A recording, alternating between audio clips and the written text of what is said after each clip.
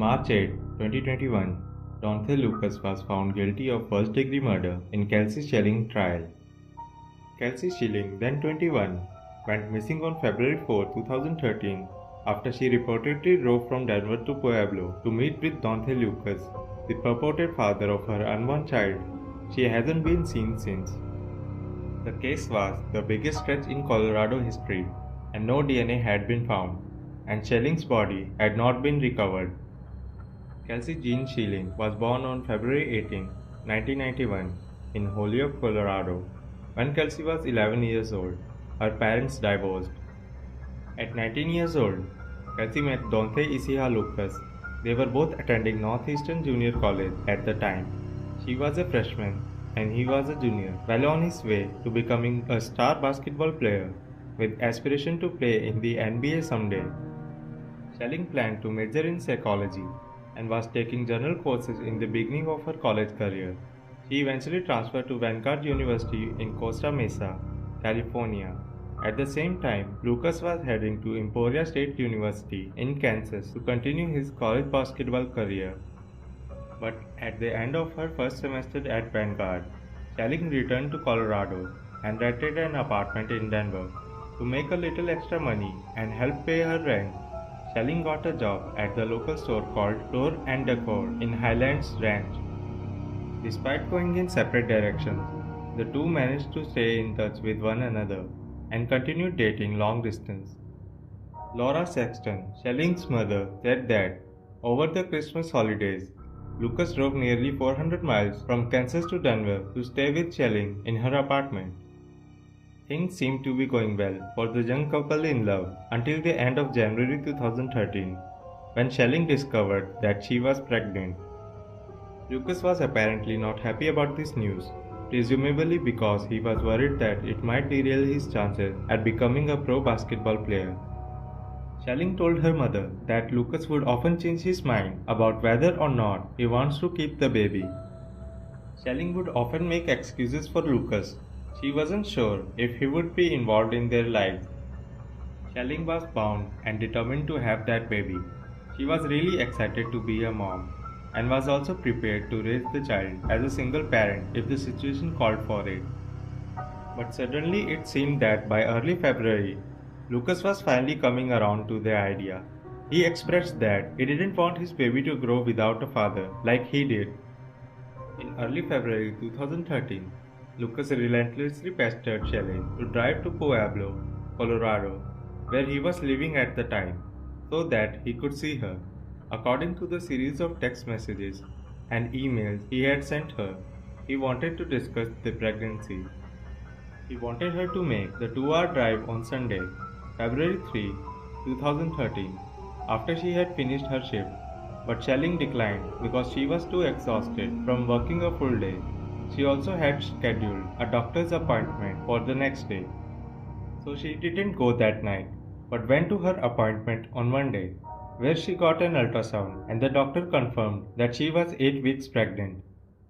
Likely excited, Schilling sent the ultrasound image to her mom, Donthey, and Donthey's mom, all by text. Again that day, Lucas continued to insist that she make the drive to see him, claiming that he had a special gift for her. So, even though she had worked all day, Schilling gave in and agreed to drive to meet Lucas in Pueblo that night. She allegedly left Denver at around 8:30 p.m. on Monday, February 4, 2013. The plan was to meet Lucas in a parking lot near his grandmother's house. Schilling texted Lucas as soon as she arrived to let him know that she was waiting for him.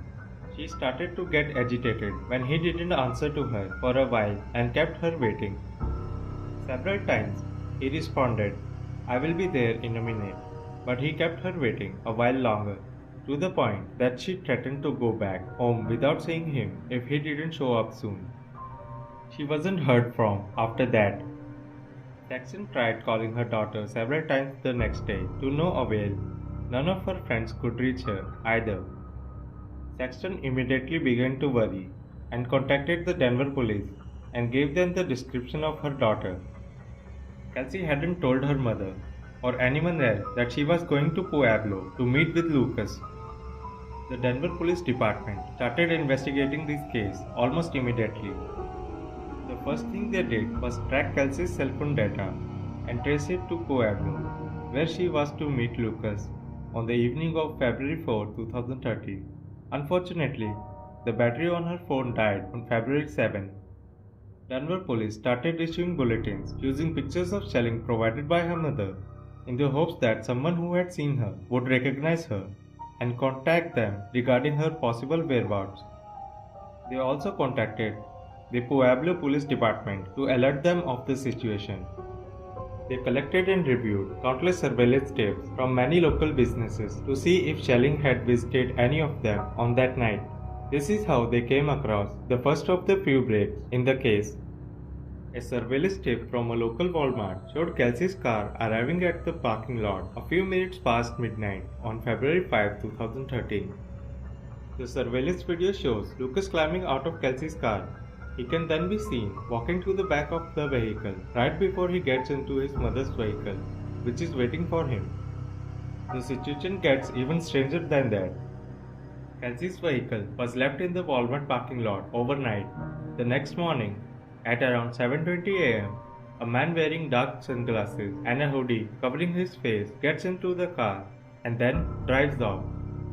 Less than 2 weeks after Schelling's disappearance and the mysterious theft of her car from the Walmart parking lot, police found her vehicle in the parking of St. Mary Corwin Hospital in Pueblo. The day after Schelling's car was found in the hospital parking lot, Pueblo police interviewed Lucas. Although he completely denied knowing what had happened to Schelling, he did admit that he had seen her the night she went missing. The same night that Schelling allegedly went missing, police discovered Lucas had used her debit card to withdraw $400 cash.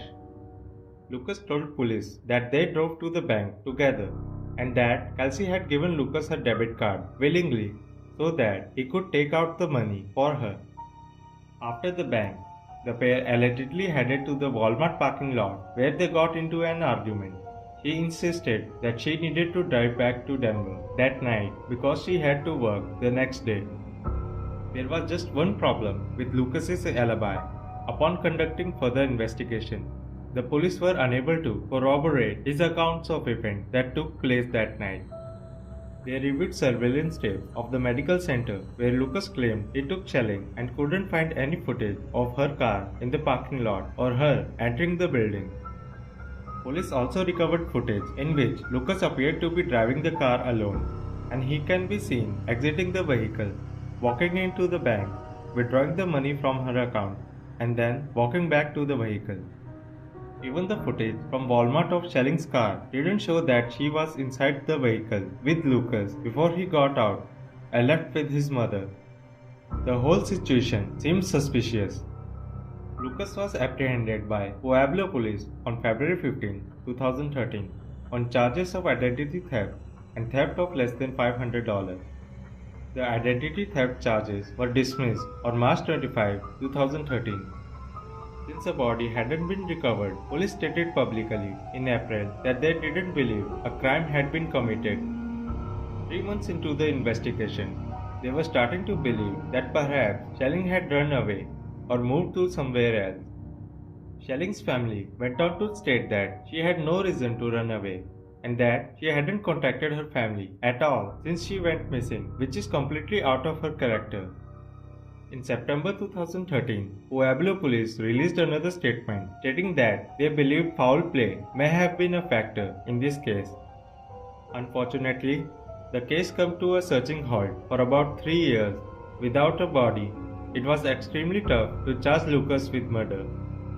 But in 2016, the Colorado Bureau of Investigation got involved. Over the years, police has been looking relentlessly, but her body has not been found. Lucas, on the other hand, has been convicted. Investigators revealed that between February 4 and 5, Lucas's and Kelsey's phone were almost certainly together for the majority of the time, and they were able to trace some of the locations where the GPS signals overlapped. 2 officers with the Denver Police Department testified that Lucas told them conflicting stories regarding the last time he saw Schelling. He allegedly told Officer Chad Cinema that he last saw Schelling between 3 a.m. and 5 a.m. on February 5, 2013. He said he had dropped her off after she found out she was no longer pregnant at Parkview Medical Center the night before. Detective Ted Bennett said Lucas told him that he last saw Schelling at 10 a.m. on February 5. He allegedly said the pair had gotten into a fight while parked in Schelling's car at Walmart, and Schelling kicked him out. Police also stated in court that they believe Lucas lured his girlfriend to Pueblo after she revealed her pregnancy, and that he planned to murder her all along. The jury deliberated in less than 3 hours on March 8, 2021 and found Lucas guilty of first-degree murder. He was sentenced to life in the Colorado Department of Correction without parole. Finally, justice has been served. Let me know about your thoughts on the case, and if you liked the video, please subscribe.